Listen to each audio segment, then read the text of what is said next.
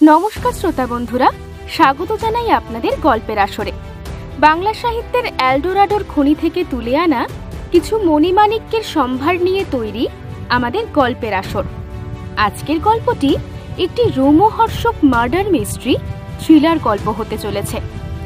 গল্পের আসরে আমরা আজ আপনাদের জন্য নিয়ে হাজির হয়েছি লেখক আকাশ রায়ের কলমে লেখা নতুন একটি গল্প, আধারে রহস্য ঘনায়। তাহলে শুরু করা যাক আমাদের গল্পের আসর। কলকাতায় আজকাল বড্ড ক্রাইম বেড়েছে, আর তার সঙ্গে বেড়েছে কুখ্যাত কিছু ক্রিমিনালের দৌরাত্ম্য, যারা বেশ কিছু গ্যাং বানিয়ে নিশুতি রাতে কলকাতার অলিতে গলিতে ঘুরে বেড়ায় আর নানান রকম অপরাধ সংগঠিত করে। আজ সেই সব অপরাধীর কথাই বলবো, যারা জঘন্য থেকে জঘন্যতম অপরাধ করে বেড়াচ্ছে আর আইনের চোখে ধুলো দিচ্ছে। এদের কখনোই হাতের নাগালে পাওয়া যায় না। অপরাধ সেরে তারা ছদ্মবেশে গা ঢাকা দেয়।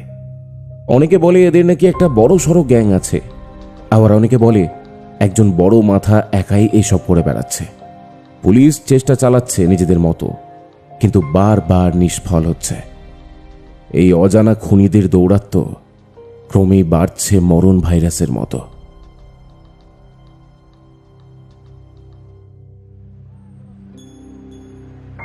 একজন ভদ্রলোক, বয়স এই 60 হবে, মাথায় কাঁচা পাকা চুল, সুশ্রী চেহারা, পরনে ছাই রঙা প্যান্ট আর চোখে স্টিল ফ্রেমের চশমা, হাতে একটা রিংস কোম্পানির কালো ব্যাগ নিয়ে এনআরএস হাসপাতালের প্রথম গেটের সামনে দাঁড়িয়ে এদিক ওদিক তাকাচ্ছে। তাকে দেখেই বোঝা যাচ্ছে যে সে বিশেষ চিন্তিত। এমন সময় তার ফোনটা বেজে উঠল। রিসিভ করে কিছুক্ষণ কথা বলল সে, তারপর রাস্তা পার হয়ে এপারে এলো। শিয়ালদার প্রাচী সিনেমা হলের গা ঘেঁষে একটা বড় সড়ো গলি চলে গেছে কোলে মার্কেটের দিকে। সেই গলিটার সামনে এসে দাঁড়ালো সেই ভদ্রলোক। অফিস টাইম, তাই রাস্তায় কোলাহল একটু বেশি। একটা ছেলে একটু দূরে দাঁড়িয়ে বিড়ি টানছিল। তার পরনে একটা নোংরা পোশাক। বিড়িতে একটা শেষ টান দিয়ে সেটা ডাস্টবিনে ফেলে ডান হাতের একটা চাপা ইশারায় তাকে ডাকলো ছেলেটা। চোখের চাউনি তার মোটেই ভালো নয়। লোকটা এসে তার সামনে দাঁড়ালো। ছেলেটা হুমকির স্বরে বলল, আমার পিছনে আসুন, কোনো রকম চালাকি করলে না বিপদে পড়বেন। লোকটা ভেজা বেড়ালের মতো তার পিছনে চলতে শুরু করল। কোলে মার্কেটের যেদিকে সবজি বিক্রি হয় তার গায়ে একটা বহুতল নির্মাণ হচ্ছে। আজ মাস দেড়েক হলো। সেই বহুতলের দোতলার কাজ এখন চলছে। ছেলেটা তাকে সেখানেই নিয়ে গেল। দোতলার কোণার দিকে একটা ছোট্ট ঘর, সেখানে একজন দালাল থাকে। সেই দালাল ইট আর লেবার সরবরাহ করে। প্রচুর ডিমান্ড, কিন্তু লোকে তার থেকেই জিনিসপত্র কেনে, আর না নিলে পিস্তল দিয়ে গলার নলি কিংবা মুখের ভেতরে পিস্তল ঢুকিয়ে ঝাঁঝরা করে দেবে বলে শাসায়। লোকটার নাম জগা ওরফে জগন্নাথ সাঁপুই। ছেলেটা সেই ভদ্রলোককে তার ঘরে নিয়ে গেল। জগন্নাথ তখন পিছন ফিরে বসে কাঁচের গ্লাসে তরল সুধা ঢালছে। গুরু, মালটা এসছে। এরে, ওই কি দাস ছিল না? এবার সামনে ফিরল জগন্নাথ। এতক্ষণ মেঝেতে পাতা গদিতে বসেছিল। তার মুখ দেখলে প্যান্ট ভিজে যাবার জোগাড় হয়। মোটা শরীর, গায়ের রং ঘোর কালো। তার শরীরটা সামান্য দুলছে, চোখে একটা ঘুম ঘুম ভাব যেন।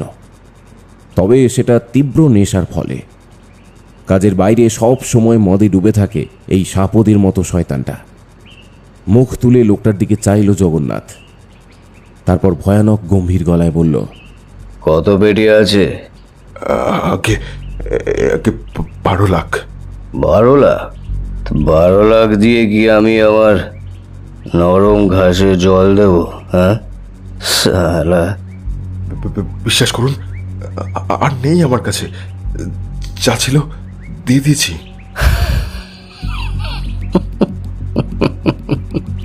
কি যে বলেন দাসবাবু? আপনার রঙের কারখানা, ট্রাভেল এজেন্সি, কোল্ড স্টোরেজ আর বাসন্তী বাইপাস এলাকায় 3-3টে মাছের আড়ত, তাও আপনার কাছে টাকা নেই, তাই না? নাকি দেবেন না? দেখুন, আমার কি আছে না আছে আপনার জেনে লাভ নেই। টাকা পেয়ে গিয়েছেন, এবার আমার মেয়েকে ছেড়ে দিন, না হলে কিন্তু খুব খারাপ হয়ে যাবে। আচ্ছা,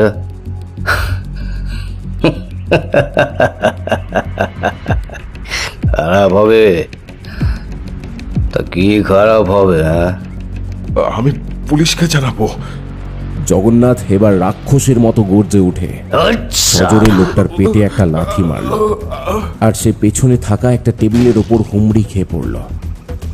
সালা শুয়োরের বাচ্চা, পুলিশ ডাকবি? সালা এখনো কোনো পুলিশ এই বাপকে ধরতে পারেনি, বুঝলি? অনেক পুলিশকে রাতারাতি মেরে ড্রেনে ঢুকিয়ে দিয়েছি আমি, কারো চোখ দুটো খুলে নেরি কুত্তাকে খাইয়েছি, বুঝেছিস? শোন, এবার তোর ব্যবস্থা করি, তারপর তোর মেয়েকে। কথা শেষ করে জগন্নাথ তার পাশে থাকা একটা টেবিলের ড্রয়ার থেকে চপারটা বের করে লোকটার কণ্ঠনালী লক্ষ্য করে সরাসরি বসিয়ে দিল। ভদ্রলোক শুধু একটা আত্মচিৎকার করে কাটা জায়গাটা ধরে মাটিতে লুটিয়ে পড়ল। কেউ জানতেও পারল না, আর জানতে পারলেও এদিকে আসবে না কেউ। লোকটা কিছুক্ষণ কাটা পাঁঠার মতো ছটফট করে একসময় মারা গেল। তার মুখটা হাঁ হয়ে আছে, গলার কাটা জায়গাটা দিয়ে লাল রক্ত পড়ছে। কাজ শেষ করে ঠোঁটে কুটিলতার হাসি নিয়ে দাঁড়িয়েছিল জগন্নাথ। তার চপার থেকে তখনও বিন্দু বিন্দু রক্ত ঝরে পড়ছে মাটিতে। কিছুক্ষণ পর বলল, এই শোন, এটাকে রাতে বস্তায় করে পেছনের ডাস্টবিনে ফেলে দিবি, আর ওর মেয়েটাকে রাতে ভোগ করে মাঝরাতে রাস্তায় ছুঁড়ে ফেলে দিবি, একেবারে গাড়ির তলায় চাপা পড়বে।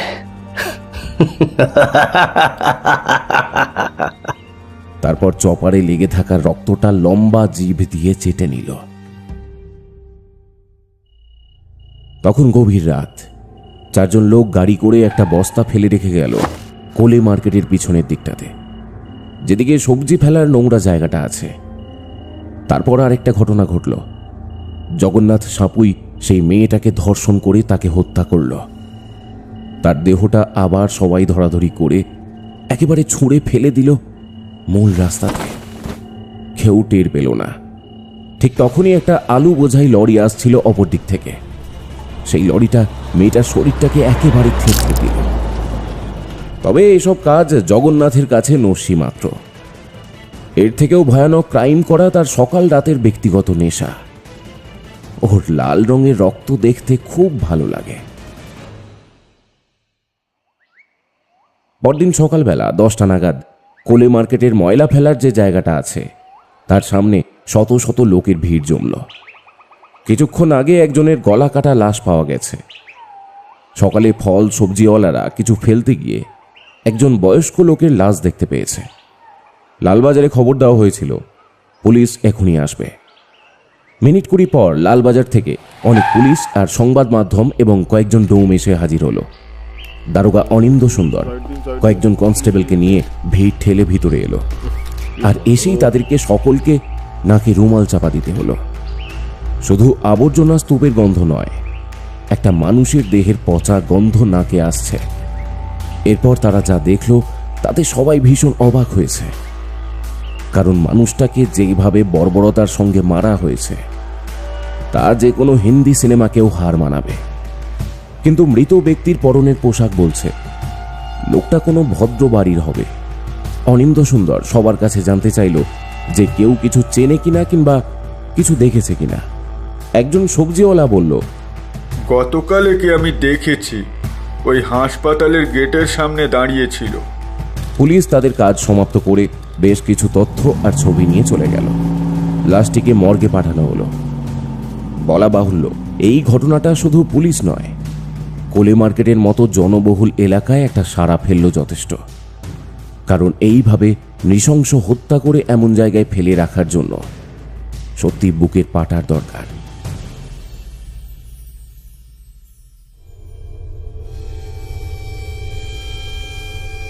সংবাদ মাধ্যম বেশ কিছু কাগজে লোকটার ছবি দিয়ে দিল যদি কেউ শনাক্ত করতে পারে। কিন্তু প্রায় 15 দিন পার হয়ে গেল, কেউ এলো না। দেহটা তখনও হাসপাতালের মর্গে রাখা। পুলিশ অনুমান করল যে তার নিকটাত্মীয় বোধহয় কেউ নেই, তাই সব দাহ করার প্রস্তুতি নিল। কিন্তু তদন্ত চলবে, পুলিশরা গুপ্তচর লাগিয়ে দিল। এদিকে ক্রমে এই কথা জগন্নাথের কানে গেল যে পুলিশ জোর কদমে তদন্ত করছে। কিন্তু সে জানে পুলিশ যতই তদন্ত করুক তাকে ধরতে পারবে না। এই সব কাজ জগন্নাথের কাছে নস্যি মাত্র।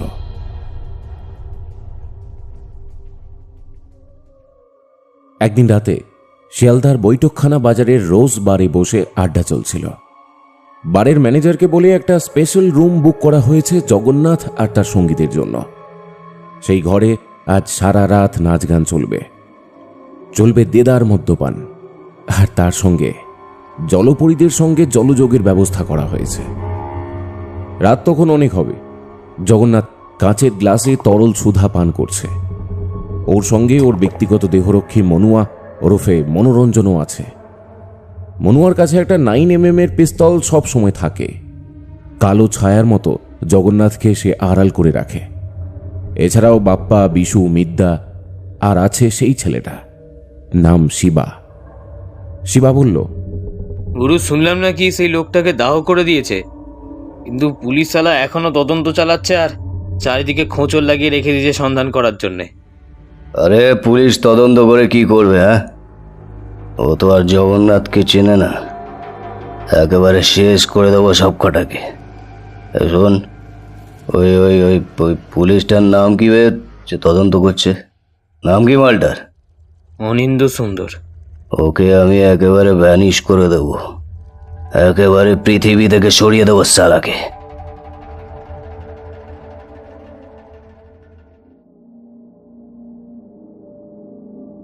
এরপর আরও কয়েক মাস কাটল।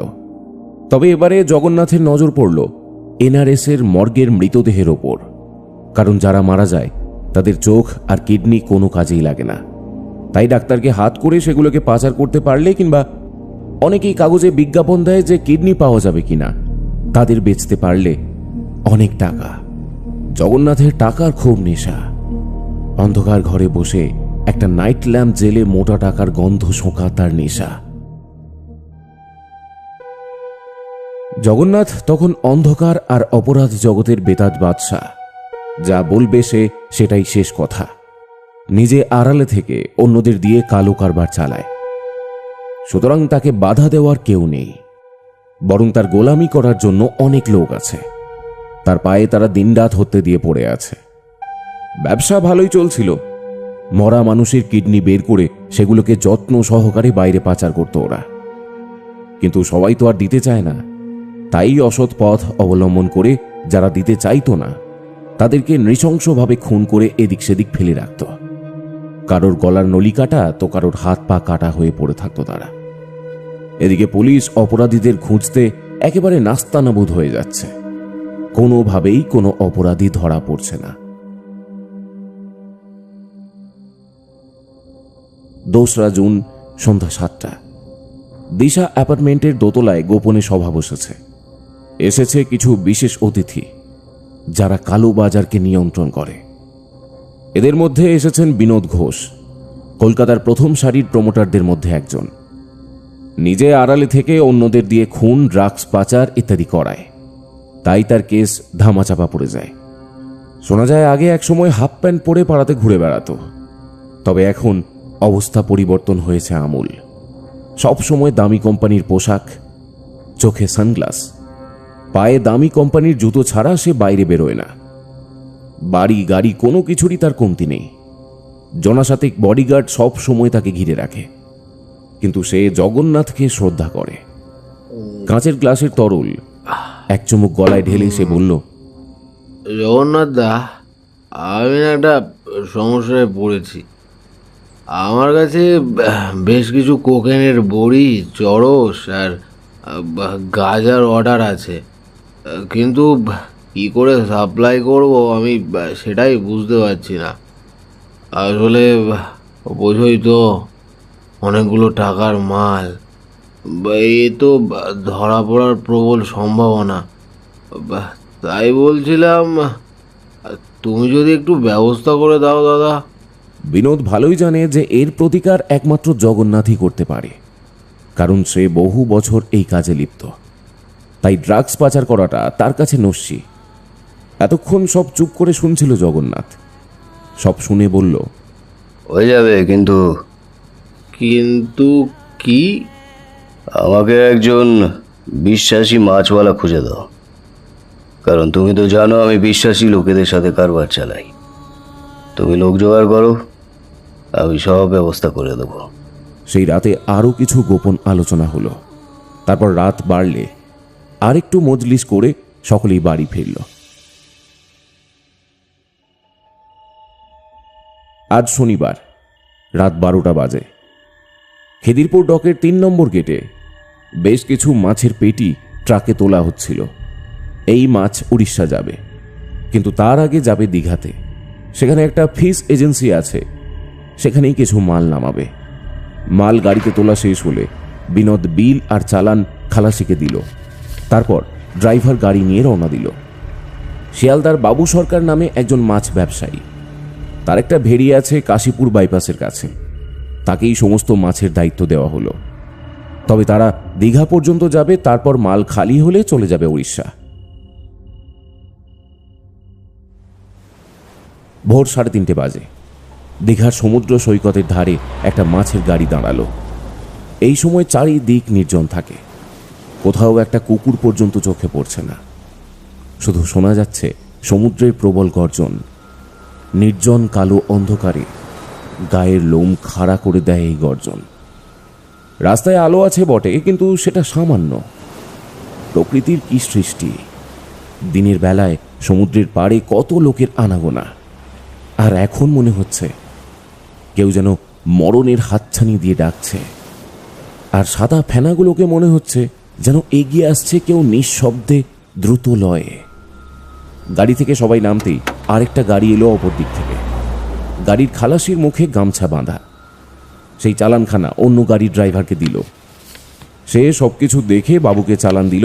বাবু সেই মুখে গামছা বাঁধা লোকটার নাম জানতে চাইল। লোকটা গম্ভীর গলায় জানালো, জগন্নাথ। গাড়িতে মাছ ছিল না, ছিল চরস আর গাঁজা। তাদের কাজ শেষ করে তারা চলে গেল। তবে এর ঠিক 3 দিন পর ঘটল আরেকটা ঘটনা।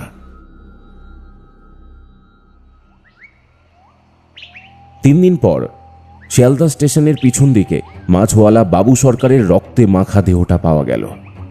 তার শরীরে একাধিক আঘাতের চিহ্ন। ভয়ানকভাবে তাকে খুন করা হয়েছে।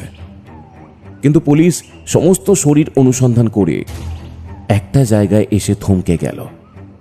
লোকটার পেটের বাঁ দিকে প্রায় 12টা সেলাই করা। তবে কি কেউ? যদিও দোষীকে ধরতে পারল না, কিন্তু লালবাজার এবার সজাগ হলো। তারা আড়ালে গুপ্তচর লাগিয়ে দিল। দেহ মর্গে গেলে জানা গেল যে ব্যক্তি খুন হয়েছে তার কিডনি বের করে নেওয়া হয়েছে। আজ শনিবার রাত 11টা নাগাদ রোজ বারে দেখা করবে বিনোদ আর জগন্নাথ। তবে আজকের সভা মোটেও ভালো হবে না, কারণ বাবু সরকারের হত্যাটা বিনোদ একেবারে চায়নি। বিনোদ যথাসময়েই এলো। একজন দেহরক্ষী নিয়ে জগন্নাথ তখন বাড়ির ভিতরেই বসে আছে। বিনোদ একেবারে জগন্নাথের সামনের চেয়ারে বসল। কড়া চোখে জগন্নাথের দিকে তাকিয়ে বিনোদ বলল, এটা কি ভালো করলে? কোনটা? বাবুকে কে মেরেছে? আমি কি করে জানবো? জানো না? জানো না নাকি না জানার ভান করছো? তার মানে কি কি কি বলতে চাও কি তুমি? তুমি তুমি তুমি মেরেছো বাবুকে, তারপর তার পেট কেটে কিডনি বের করেছো। কারণ পুলিশ তদন্ত করে জানতে পেরেছে। এবং এবং কি? অনেকেই বলছে ওর সাথে নাকি আমার ঘনিষ্ঠতা ছিল। সালা সালা মাঝখান থেকে আমি ফেসে গেলাম। এবার এবার আমি তোমাকে ছাড়বো না। বলে প্যান্টের পকেট থেকে একটা পিস্তল বের করতে যাবে, এমন সময় জগন্নাথ পিছনে থাকা দুজনকে ইশারা করতেই তারা ধরে ফেলল বিনোদকে। জগন্নাথ এবার উঠে দাঁড়ালো। ছেড়ে দাও। এই ঘরের ভিতরে কিছু হলে কেউ জানতে পারবে না। জগন্নাথ বিনোদের মুখের সামনে মুখ রেখে খসখসে গলায় বলল,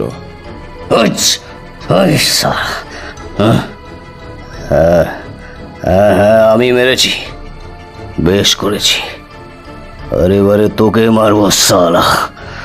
তোর তোর কত উপকার করেছি আমি, খুন করে জেল খেটেছি, কত টাকার মাল পাচার করেছি, আর আর এখন তুই আমাকে বাঁশ দিচ্ছিস। এবার এবার তোর সর্বনাশ করবো আমি। হট! এদিকে নিজেকে বাঁচানোর জন্য ছটফট করছে বিনোদ, কিন্তু তার ছটফটানি বেশিক্ষণ স্থায়ী হলো না। ছেড়ে দাও। জগন্নাথ একটা ক্রূর হাসি হেসে তার প্যান্টের পকেট থেকে একটা 9mm পিস্তল বের করে সোজা বিনোদের মুখে ঢুকিয়ে দিল।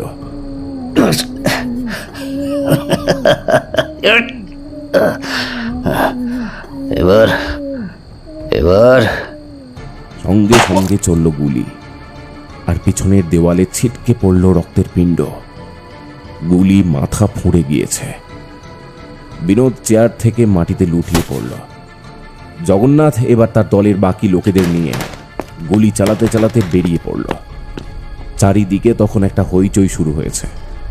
বিনোদের দেহরক্ষী বাইরে ছিল, সেও দৌড়ে চলে এলো। সবাই ভয়ে ঠক ঠক করে কাঁপছে। ঘটনাটা যেন নিমেষের মধ্যে ঘটে গেল। ম্যানেজার দৌড়ে গেল যে ঘর থেকে গুলির শব্দ এসেছিল, কিন্তু গিয়ে দেখল একজন লোক মেঝেতে পড়ে আছে। তার মাথার পিছনে চাপ চাপ রক্ত। মেঝেতে রক্তের স্রোত বইছে, দেওয়ালেও রক্তের দাগ। ব্যাপার দেখে ঘাবড়ে গিয়ে তড়িঘড়ি সে লালবাজারে ফোন করল। রোজবারের ম্যানেজার জগন্নাথ সহ সবাইকেই চেনে, তাদের কুকারবারের কথাও জানে। কিন্তু সমস্যা হলো, পুলিশ ডাকার জন্য তাকে না মৃত্যুর শিকার হতে হয়, কারণ জগন্নাথকে সে ভালো করেই চেনে। তার বিরুদ্ধে কেউ সাক্ষী দিলে আর সে ইহজগতের আলো দেখতে পায় না। কিছুক্ষণ পর লালবাজার থেকে 2 গাড়ি পুলিশ এসে হাজির হলো। বলা বাহুল্য, প্রচুর লোকের ভিড় তখন জমে উঠেছে বাড়ির সামনে। একজন অফিসার এগিয়ে এসে বলল, কোথায় খুন হয়েছে? আগে ভিতরে স্যার। ভেতরে ঢুকে তারা যা দেখল তাতে সবার চোখ কপালে উঠল। তারা দেখল একজন শর্ট কোট পরা লোক মুখটা হাঁ করে এক অজানা আতঙ্কে স্থির অবস্থায় তাকিয়ে আছে ওপর দিকে। তবে লোকটাকে চিনতে পারলেন অফিসার, প্রমোটার বিনোদ ঘোষ। অনিন্দ্য সুন্দর রায় ম্যানেজারকে কড়া স্বরে বলল, আপনার কোনো রেসপন্সিবিলিটি নেই? এটা এত বড় খুন হয়ে গেল, আপনারা কি ঘুমোচ্ছিলেন? জানেন জানেন এর জন্য আপনার জেল হতে পারে। আগে স্যার, এটা প্রাইভেট রুম, তাই যখন এই রুমে কথাবার্তা হয় তখন আমরা কেউ ঢুকতে পারি না। তাই ভিতরে কি হচ্ছে আমরা কি করে জানবো বলুন তো স্যার? কে কে ছিল আপনি চেনেন? সবাইকে চিনি স্যার। ওরা হলো ওই জগন্নাথ ও তার দলবল। ওরা এই এলাকার কুখ্যাত ক্রিমিনাল স্যার। ওদের সাথে আমরা পারি বলুন তো? অনিন্দ্য সুন্দর সবাইকে কিছু জিজ্ঞাসাবাদ করে বেশ কিছু তথ্য সংগ্রহ করে দেহটাকে ময়নাতদন্তে পাঠিয়ে লালবাজারে ফিরে গেল। আর সেই রাতেই রোজবার সিল করে দিল। তবে জগন্নাথ গা ঢাকা দিয়েছে। অনিন্দ্য সুন্দর তন্ন তন্ন করে তল্লাশি চালালেও জগন্নাথের টিকিটিও পেল না। কিন্তু ঠিক 3 দিন পর, মানে যেদিন রোজবারের ম্যানেজার প্রকাশ সিনহাকে আরও জিজ্ঞাসাবাদ করার জন্য লালবাজারে ডেকে পাঠানো হলো, সেদিনই ঘটল আর একটা অঘটন। রাত 8টা নাগাদ বাড়ি ফেরার পথে কে বা কারা তাকে খুন করেছে। গাড়ির মধ্যে গুলি করে একেবারে ঝাঁঝরা করে দিয়েছে। এই ঘটনার পর লালবাজারের গোয়েন্দা বিভাগ রীতিমতো তদন্তে নেমে পড়ল। একটা বিশেষ ইউনিট গঠন করাও হলো। যেইভাবেই হোক জগন্নাথকে তাদের চাই। লোকটা অপরাধ জগতের বিষ।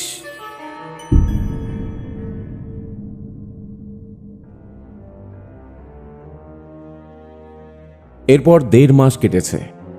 অনিন্দ্য সুন্দর যত রকম ও যা যা পেরেছে তথ্য জোগাড় করেছে, কিন্তু বর্তমান অপরাধীর কোনো কিনারা পাওয়া গেল না। তাছাড়া জগন্নাথ চতুর লোক, তাকে ধরা বা ছোঁয়া যায় না। গোটা লালবাজার আর স্থানীয় থানাগুলোতে রীতিমতো হুঁশিয়ারি দেওয়া হয়েছে, জগন্নাথকে যে কোনো অবস্থাতেই ধরা চাই। কাগজে, কলকাতার অলিগলিতে, দেওয়ালে বিজ্ঞাপন দেওয়া হয়েছে যে জগন্নাথের সন্ধান দিতে পারলে বহু মূল্য পুরস্কার দেওয়া হবে। কিন্তু এত দিন কেটে গেলেও তার সন্ধান কেউ পেল না। তবে খোঁজ না পাওয়া গেলেও তদন্ত চালু থাকলো। সবার ধারণা জগন্নাথ শুধু ক্রিমিনাল নয়, একজন ভীষণ চালাক অপরাধী।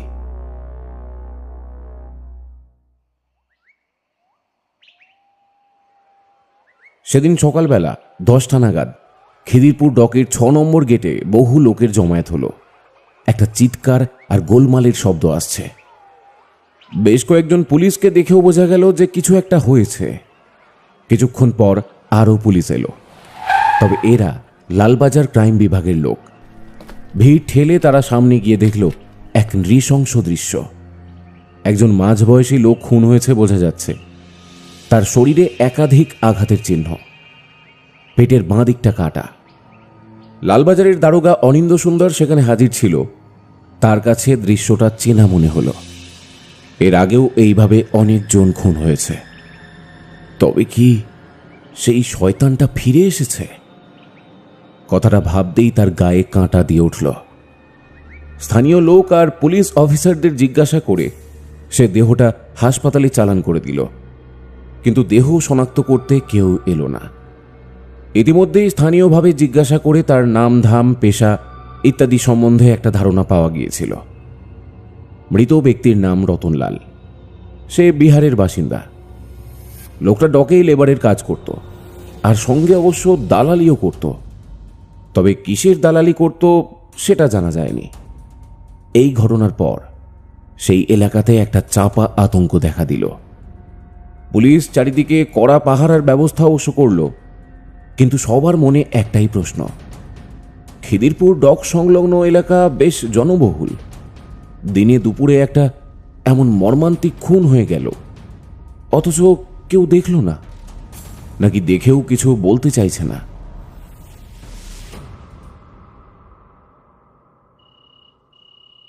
রাত 12টা। মেটিয়া ব্রুজের ত্রাতা ওসমান মিয়ার বাড়িতে সভা বসেছে। অনেকেই নিমন্ত্রিত, যেমন ইফতিকার, রাজু, বিশাল। আর একজন আছে, তার নাম জগন্নাথ। জগন্নাথ সাঁপুই। রোজবার ম্যানেজারকে খুন করার পর টানা 3 মাস সে বাইরে ছিল।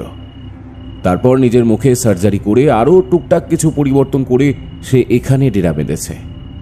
তবে মেটিয়া ব্রুজ থেকে খিদিরপুর পর্যন্ত সবাই তাকে জনা বলেই চেনে। তার নতুন ব্যবসা হলো ডকের মধ্যে রাতের আড়ালে ড্রাগস পাচার করা আর গোডাউন থেকে মাল সরিয়ে চড়া দামে বিক্রি করা। ওসমান মিয়া জগন্নাথকে বলল, তোমার জন্য আমার ব্যবসা তো ভালোই চলছে, তবে আর একটু সাবধানে থেকো, কারণ সালা পুলিশ কুত্তার মতো পিছনে পড়েছে। হ্যাঁ। জগন্নাথ এতক্ষণ চুপ ছিল। ওসমান মিয়ার কথা শেষ হতেই কাঁচের গ্লাসে ঢালা হুইস্কিতে একটু চুমুক দিয়ে বলল, পুলিশ আমাকে চিনতে পারলে তবে তো ধরবে।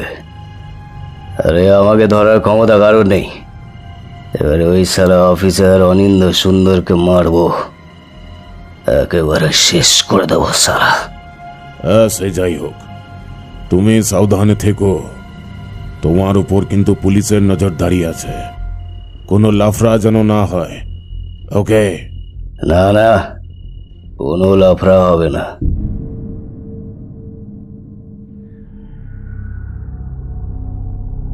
এরপর থেকেই অনিন্দ সুন্দরের ওপর রীতিমতো পালা করে নজর রাখতে শুরু করল জগন্নাথের গুপ্তচররা। এক টানা 10 দিন কেটে যাবার পর মোটামুটি একটা তালিকা জগন্নাথ পেল। অনিন্দ কখন কোথায় যায়, বাড়িতে কে কে আছে, কত রাতে বাড়ি ফেরে, সব কিছু। সব শুনে জগন্নাথ বলল, বাহ, দারুণ। এবারে ওটাকে খতম করতে হবে। ও শালা আমার পেছনে আদা জল খেয়ে পড়েছিল। আগে ওটাকে সরাই, তারপর বাকিদের ব্যবস্থা করছি। অনিন্দর বাড়ি জানবাজার এলাকাতে, নিজস্ব বাড়ি। বাবা নেই, খুব ছোটবেলাতেই মারা গেছে। বিধবা মা মাস 2 হলো মারা গেছে। তার পরিবার বলতে এখন স্ত্রী মানবী আর 12 বছরের মেয়ে অনামিকা। অনামিকা এই ক্লাস 6-এ পড়ছে। মানবী সংসার সামলায়, কিন্তু স্বামী বেশিরভাগ সময়টা বাইরে থাকে, আর যখন বাড়ি ফিরে তখন সে ভীষণ ক্লান্ত, তাই ঠিক করে কথাও হয় না। সারা দিন অক্লান্ত পরিশ্রমের পর আর শরীর চলে না। তার মধ্যে আবার থানার প্রধান অফিসার, ভীষণ কাজের গুরু দায়িত্ব তার কাঁধে। আজ 12ই ডিসেম্বর। আজ অনিন্দ ও মানবীর 15তম বিবাহ বার্ষিকী। সন্ধ্যাবেলা বাড়িতে সামান্য একটু অনুষ্ঠানের আয়োজন সে করেছে, তাই বড়বাবুকে ম্যানেজ করে সেদিন তাড়াতাড়ি বাড়ি ফেরার কথা ছিল। বড়বাবু ছুটি দিয়েছিল বটে, কিন্তু তার বাড়ি ফেরা হয়নি, কারণ বাড়ি ফেরার পথেই তার ওপর হলো একটা হামলা। যানবাজারে ঢোকার ঠিক আগে তাকে একটা গাড়ি ধাক্কা মেরে ফেলে দেয়, ফলে বাইক থেকে সে পড়ে যায়। ঠিক তখনই একটা অ্যাম্বুলেন্স এসে তাকে তুলে নিয়ে চলে গেল।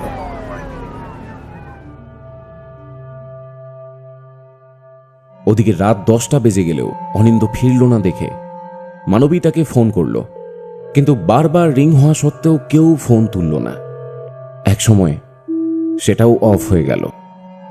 লালবাজারে বড়বাবুর সঙ্গে যোগাযোগ করে তারা জানতে পারল যে অনিন্দ 6:30টার দিকে বেরিয়ে গেছে।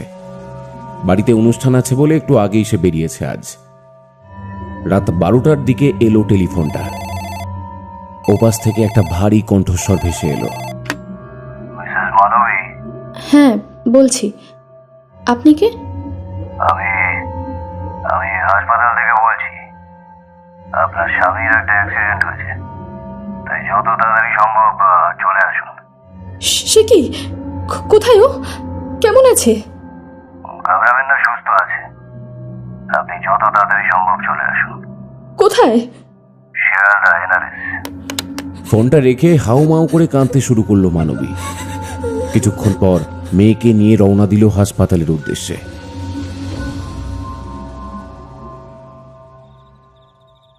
খিদিরপুর ডকের 3 নম্বর গেটের পিছনের দিকে গেলে একটা পরিত্যক্ত ভাঙা গোডাউন আছে, যেখানে সাধারণত দিন মানে লোকজন বিশেষ যায় না, আর ভুল করে গেলে কেউ বেঁচে ফেরে না।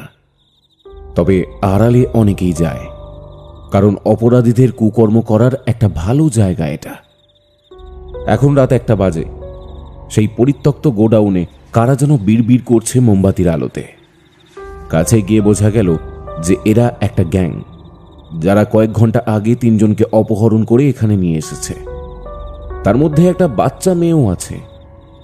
একটু পরে আরও একটা লাল গাড়ি দাঁড়ালো। সেই গাড়ি থেকে কয়েকজন নেমে ভিতরে গেল তাদের সঙ্গে। তারা চুপি চুপি দোতলার ঘরে উঠল। একদম শেষে ডান দিকে একটা বড় ঘর। সেখানে ঢুকে লোকগুলো কয়েকজনকে পাহারায় রেখে চলে গেল নিচে। অন্ধকারে একটা ভারী কণ্ঠস্বর ভেসে এলো, ভেতরের আলো জ্বালা। বাইরে থেকে আলো জেলে ওরা ভিতরে ঢুকলো। কেমন আছেন অনিন্দবাবু? কথাটা শুনে ঝিমিয়ে পড়া অনিন্দ সামান্য চোখ মেলে চাইল। তার স্ত্রী আর মেয়েকেও মিথ্যা কথা বলে এখানে এনেছে জগন্নাথ। তারপর 3 জনকে 3টে মরচে পড়া লোহার বিমে দড়ি দিয়ে বেঁধে রেখেছে। আমাকে চিনতে কোনো অসুবিধা হয়নি তো স্যার? শয়তান, তুই তবে জগন্নাথ? কি ভেবেছিস তোকে চিনতে পারবো না? হারামজাদা বেঈমান জানোয়ারের বাচ্চা! আমার যদি হাতটা বাঁধা না থাকতো তাহলে তোর মুন্ডু ধর থেকে আলাদা করে দিতাম, জানোয়ার! আরে রাখুন, আপনার মুখে ফিল্মের ডায়লগ মানায় না স্যার। আপনি আমার পেছনে পড়েছিলেন, কিন্তু আমি তো আপনাকে কিছু করিনি। হ্যাঁ, শুধু ওই মানুষ খুন আর খুন করে তাদের কিডনি বের করে আরও ব্যাংকক পাচার করা, এইসব আমার কাজ। কিন্তু আপনার জন্য এলাকা ছাড়তে হলো আমায়। আমার ব্যবসার অনেক লোকসান হয়ে গেছে স্যার, তাই আমি তো আপনাকে ছেড়ে দিতে পারি না। বলুন। ঠিক আছে, তাহলে তোর রাগ যখন আমার প্রতি, তাহলে আমার সাথে লড়াই কর। কিন্তু আমার মেয়ে আর স্ত্রী কি দোষ করেছে? দোষ তো আপনি করেছিলেন। সব জায়গাতে আমার নাম পোস্টার দিয়ে আমাকে অনেক হ্যারাস করেছিলেন আপনি। তাছাড়া আমি কোনো সাক্ষী রাখতে চাই না। শত্রুকে শেষ করা আমার কাজ, তাই তো সবাইকে এনেছি। আগে আপনাকে গুলি করে ঝাঁঝরা করি, তারপর আপনার স্ত্রীকে ভোগ করে আপনার মেয়েটার গলা কেটে জলে ভাসিয়ে দেব।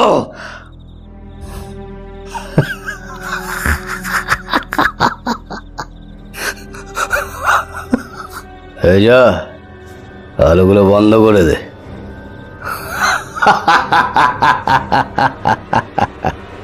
আলো বন্ধ করার সঙ্গে সঙ্গেই চলল কয়েক রাউন্ড গুলি। অন্যদিকে পুলিশ রাত 3টে পর্যন্ত খোঁজ খবর করেও কোনো সন্ধান পেল না অনিন্দর পরিবারের।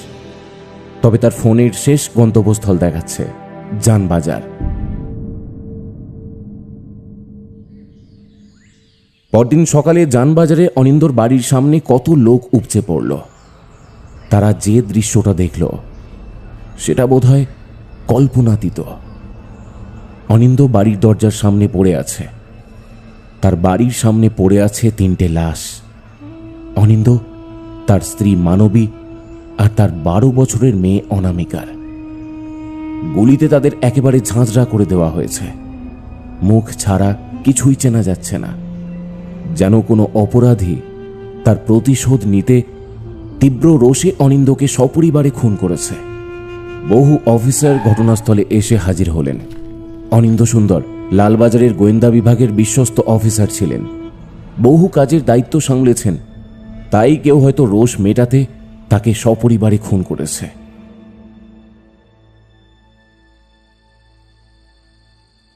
22শে ডিসেম্বর, শনিবার, সন্ধ্যা 7টা। লালবাজারে মিটিং চলছে। বড়বাবু প্রশান্ত ভৌমিক তার বাছা বাছা কয়েকজন অফিসারদেরকে নিয়ে সেই মিটিং ডেকেছেন। বড়বাবুই প্রথমে কথা বললেন। আমার চাকরি জীবনে এই ঘটনা প্রথম নয়, কিন্তু একটা সামান্য অপরাধের জন্য আমাদের ভোগান্তি হচ্ছে। পুলিশকে ঘোল খাওয়াচ্ছে একটা গুন্ডা। ওহ, আজ একজন বিশ্বস্ত লোক খুন হয়েছে, পরে যে আর কেউ হবে না তা কি করে বলি? তাই তোমরা যদি কোনোভাবে আমাকে সাহায্য করতে পারো, আমিও চেষ্টা করছি বটে, কিন্তু একজন বললেন, আচ্ছা স্যার, এই কেসের দায়িত্ব অন্য কাউকে দিলে হয় না? মানে আমি বলতে চাইছি যে অন্য কোনো অফিসারকে যদি স্পেশালভাবে দায়িত্ব দেওয়া হয়। আমাদের লজ্জা হওয়া উচিত দিবাকর। লালবাজারে ক্রাইম বিভাগে এতজন অভিজ্ঞ দারোগা, কনস্টেবল এবং আরও অফিসার থাকতে আমরা কিনা স্পেশাল অফিসার আনবো? স্যার, মানে বলছিলাম জয়ব্রত সান্যালকে খবর দিলে ভালো হতো না? বড়বাবু এবার যেন একটু চমকে উঠলেন।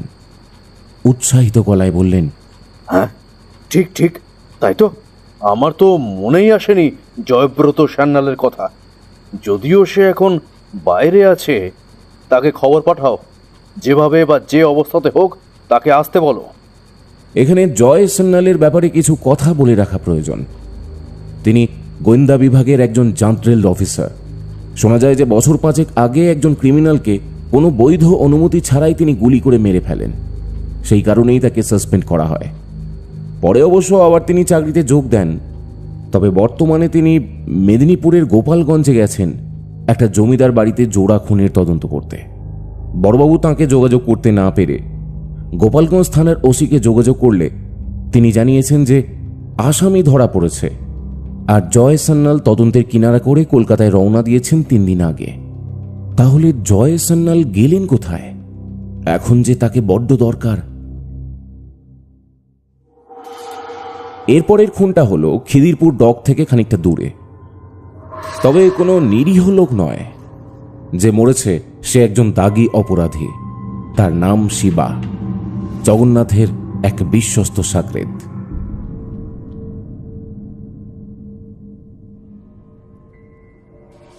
সোমবার বিকালে বিমর্ষভাবে অফিস থেকে ফিরলেন প্রশান্ত ভৌমিক। তারপর হাত মুখ ধুয়ে বৈঠকখানায় বসে সবে চায়ে চুমুক দিয়েছেন। এমন সময় একজন অচেনা লোক একটা নামহীন চিঠি বাদামি একটা খামে দিয়ে গেল। বড়বাবু অবাক হয়েছেন, কারণ কার চিঠি তিনি ঠিক বুঝতে পারলেন না। খামটা খুলে হস্তাক্ষর দেখে তার মুখে একটা হাসি খেলে গেল। এই লেখা তার ভীষণ চেনা। চিঠিটা ধীরে ধীরে পড়ে বড়বাবু খুব খুশি হলেন।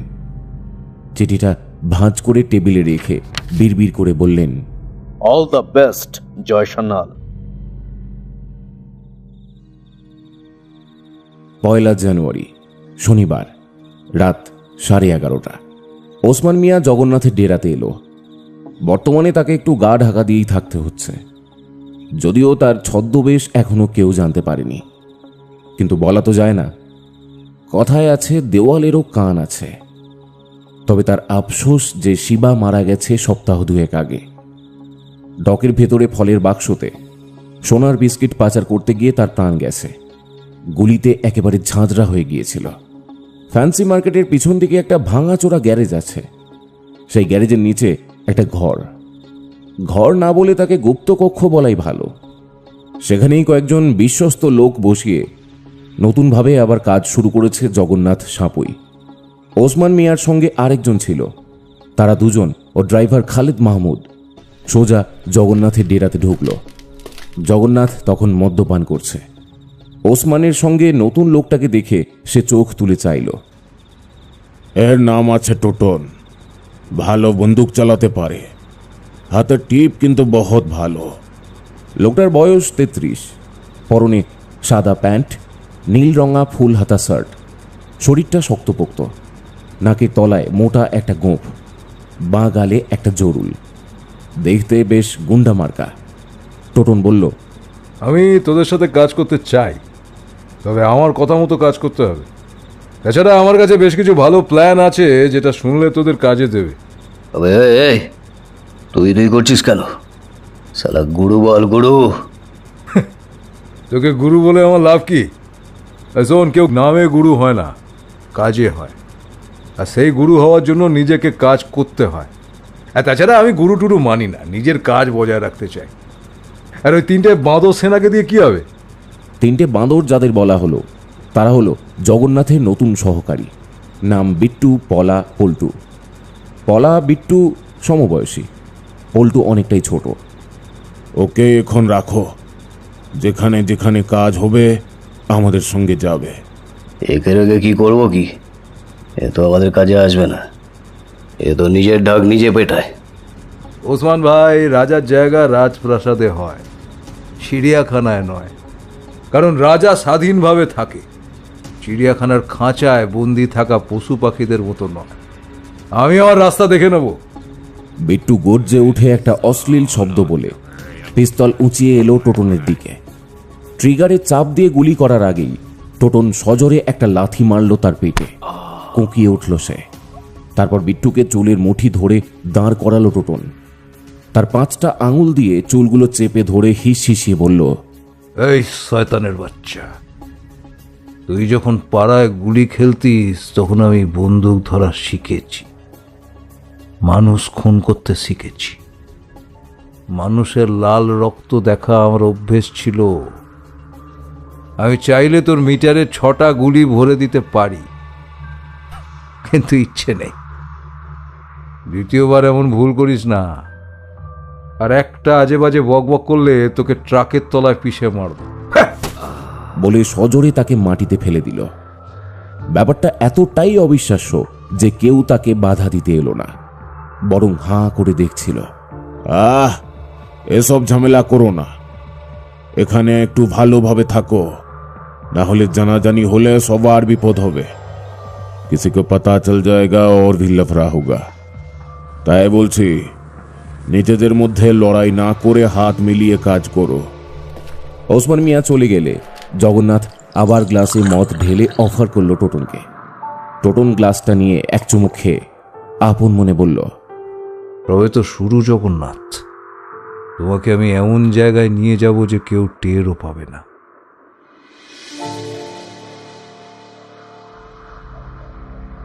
তারপর 1 মাস কেটে গেছে। জগন্নাথের সম্পত্তি কোথায় কি কারবার আছে মোটামুটি সবই জেনে ফেলেছে টোটন। তাছাড়া জগন্নাথ এখন টোটনকেও তার কোম্পানির শেয়ার দিয়েছে। এখন দুজনের গলায় গলায় বন্ধুত্ব। ওদিকে আরেকটা সমস্যা দেখা দিয়েছে। বেশ কয়েকদিন হলো পলাকে পাওয়া যাচ্ছে না।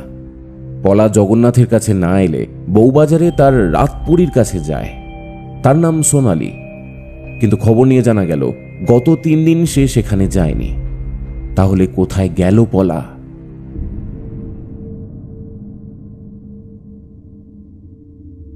ঠিক 5 দিন পর আরেকটা ঘটনা ঘটল। পলার খবর পাওয়া গেল।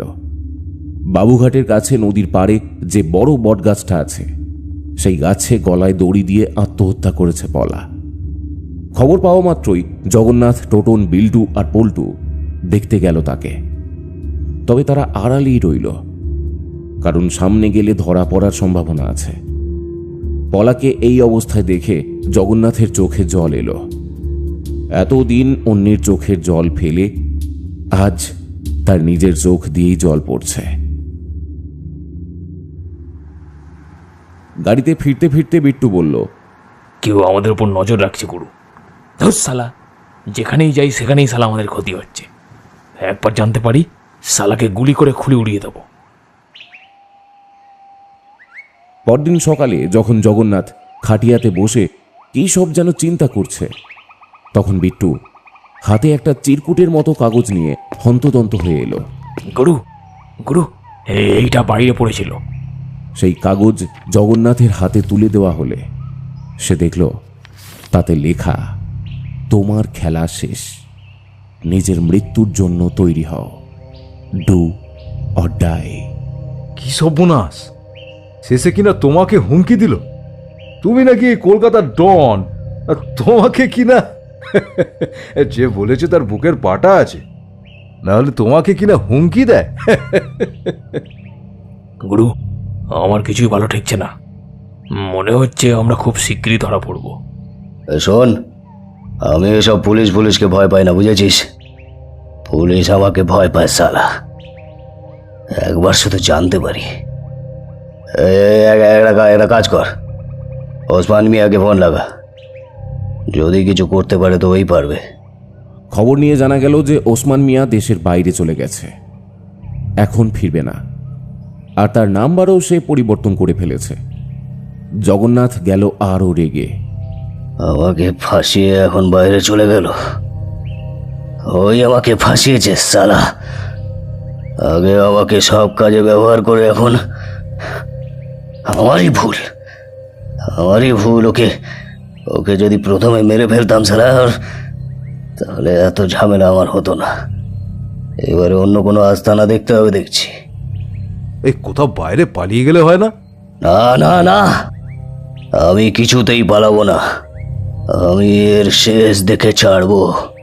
আমার নাম জগন্নাথ চাপুই।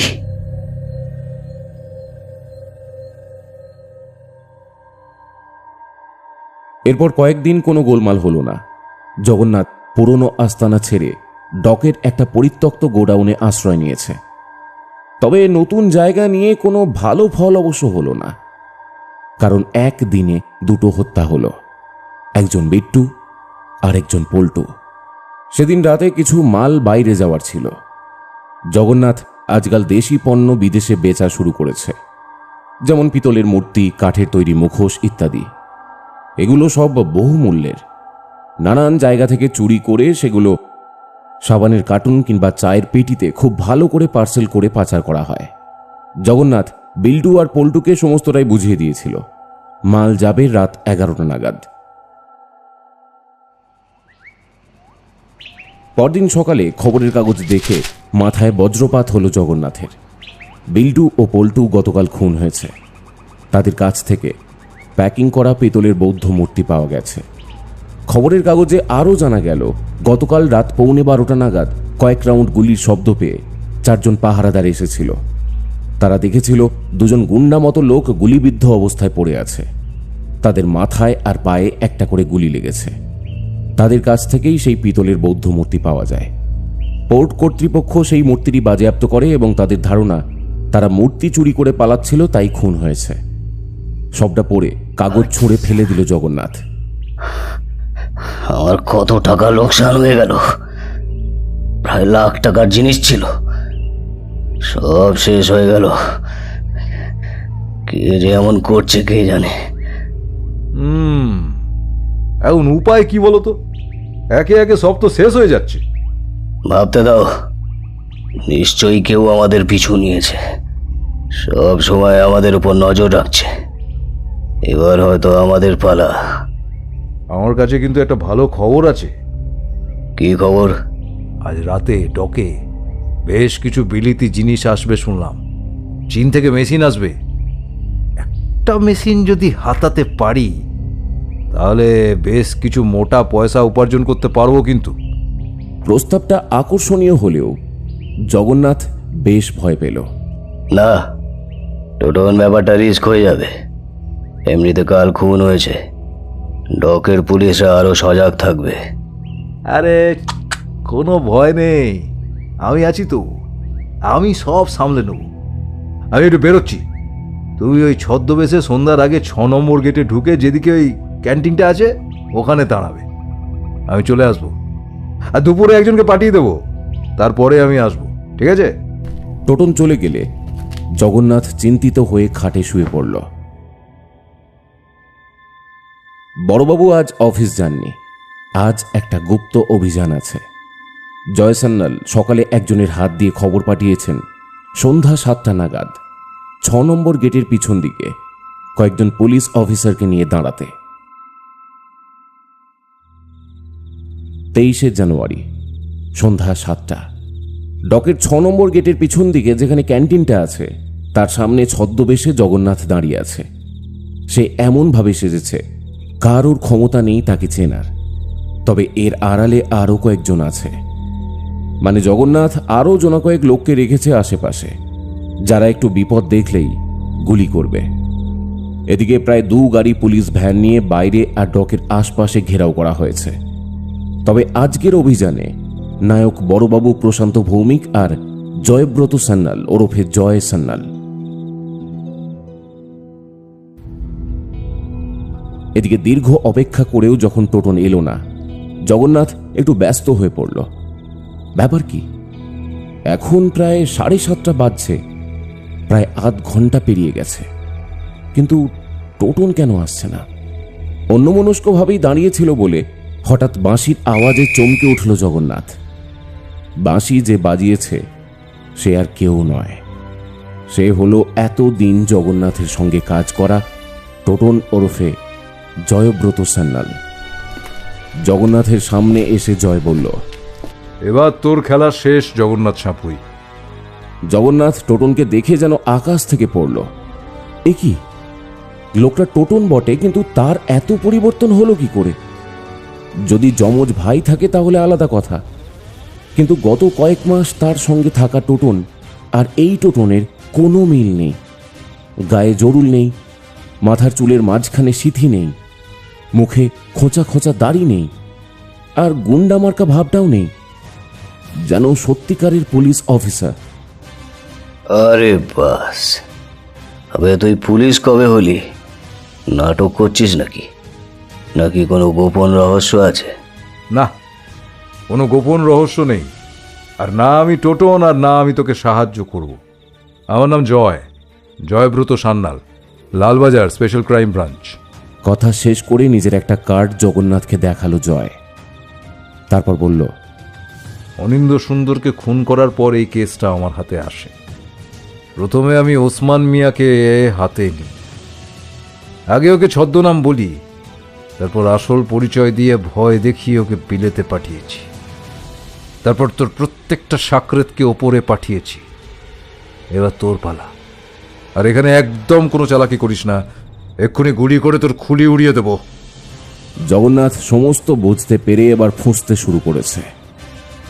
তার মুখে রাগ আর ঘৃণার অভিব্যক্তি দেখা দিচ্ছে। রাস্তার আবছা আলো তাদের উপর পড়েছে। জগন্নাথ বলল, সারা কুত্তার বাচ্চা, তোকে আমি এত কিছু দিলাম আর তুই শেষে কিনা আমারই পেছনে ছুরি ঢোকালি। সারা বিশ্বাসঘাতক শয়তান, তোকে আমি আজ বলেই পকেট থেকে বন্দুক বের করে যেই গুলি করতে যাবে, ঠিক তখনই জয় তার রিভলভার দিয়ে সজোরে পায়ে গুলি করল জগন্নাথের। জগন্নাথ বসে পড়ল একটা বিকট শব্দ করে। এই শব্দ শুনে আরো কয়েকজন লোক চারিদিক থেকে এবার ছুটে এলো।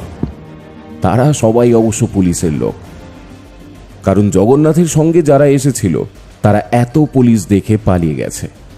আর তাই জগন্নাথ এখন একা। সে গুলিবিদ্ধ জায়গাটা হাত দিয়ে চেপে ধরে শুয়ে পড়েছে। জয়ব্রত এবার জগন্নাথের সামনে বসে মুখ ঝুঁকিয়ে বলল, তোর আগেই বোঝা উচিত ছিল আমি কে। যখন কোনো দিকে কোনো কাজ করতে পারছিলাম না, তখনই আমার মাথায় এই ছদ্মবেশের পরিকল্পনা আসে, আর তখনই আমার মনে হয়েছিল যে তুই সাধারণ লোক তো নয়, মরা লোকের কিডনি পাচার, বাবুলাল বিনোদ খুন সবই আমি জানি, শুধু তোকে ধরতে পারছিলাম না, তাই এত কষ্ট করতে হলো। নাহলে তোকে মারতে আমার বেশিক্ষণ লাগতো না, বুঝলি?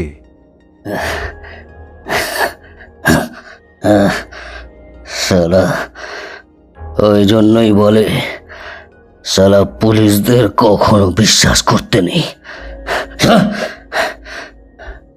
আচ্ছা জয়, এখন কি করা যায় বলো তো? ওর তো পায়ে গুলি লেগেছে। আপাতত চিকিৎসার ব্যবস্থা হোক, পরে এর নামে ভালো করে চার্জশিট তৈরি করে আদালতে পেশ করব। জগন্নাথকে কয়েকজন কনস্টেবল তুলে ধরল, তারপর তাকে হিড় হিড় করে টানতে টানতে ভ্যানে ওঠালো। আমি কাউকে ছাড়বো না, সব কটাকে দেখে নেব। আমার নাম জগন্নাথ। জগন্নাথ। এই ঘটনার 3 দিন পর বড়বাবুর বাড়িতে বসে রয়েছে সবাই। বড়বাবু প্রশান্ত ভৌমিক প্রথম কথা বললেন। আচ্ছা জয়, বলছি জগন্নাথের তো এখন চিকিৎসা চলছে, তা তুমি কি কিছু ঠিক করেছো বা সিদ্ধান্ত নিয়েছো যে ওর বিরুদ্ধে তুমি কি কি মামলা দায়ের করবে? আমি তো অনেক কিছু দিয়ে সাজিয়ে গুছিয়ে মামলা তৈরি করেছি। ও সুস্থ হলেই আদালতে চার্জশিট পেশ করব। তাছাড়া বিরোধী পক্ষে কোনো উকিল নেই, আর সব থেকে বড় কথা, ওর সমস্ত সম্পত্তি বাজেয়াপ্ত করা হবে। কোথায় কোথায় কি কি আছে সব আমি জানি। এমনি এমনি কি আর টোটন সেজে ওদের দলে ভিড়েছিলাম? ওকে ফাঁসি কাঠে না দেখা পর্যন্ত আমার নিদ্রা নেই স্যার। লোকটা অপরাধ জগতের একটা কালো কয়লা। আমি খুব গর্বিত জয়, খুব। I am proud of you. আমার ওপরে গর্বিত হয়ে কোনো লাভ নেই স্যার, বাকিদেরও দায়িত্ব নিতে বলুন, কারণ সব সময় তো আর আমি থাকবো না। তাছাড়া আমি তো পুলিশের চাকরি করি স্পেশাল ক্রাইম ব্রাঞ্চে, তাই আমাদের দায়িত্ব অন্যদের সাহায্য করা, মুখ বুজে বসে থাকা নয়। আর এটাও জানি, জগন্নাথের ফাঁসি হলেই অনিন্দ্য সুন্দরের আত্মা শান্তি পাবে। এরপর টানা 15 দিন জগন্নাথের চিকিৎসা চলল। সে সুস্থ হওয়ার পর তাকে আদালতে পেশ করা হলো। জগন্নাথের পক্ষে এত সাক্ষ্য প্রমাণ ছিল যে তাকে দোষী সাব্যস্ত করতে খুব বেশি পরিশ্রম করতে হলো না। সমস্ত সাক্ষ্য প্রমাণ মিলিয়ে দেখে আদালতের প্রধান বিচারপতি তাকে ফাঁসির হুকুম দিলেন। আজকের মতো আমাদের গল্পের আসর এখানেই শেষ হলো। আপনারা এতক্ষণ শুনছিলেন লেখক আকাশ রায়ের কলমে আধারের রহস্য ঘনায়। গল্পটা আশা করি আপনাদের খুব ভালো লেগেছে। আর খুব বেশি ভালো লাগলে আমাদের গল্পের আসরকে সাবস্ক্রাইব করতে কিন্তু একদম ভুলবেন না। না, জোরাজুরি নেই, ভালো লাগলে তবেই। তাহলে ভালোবাসা নেবেন আর সবাই খুব ভালো থাকবেন। আজকের মতো গল্পের আসর সাইনিং অফ।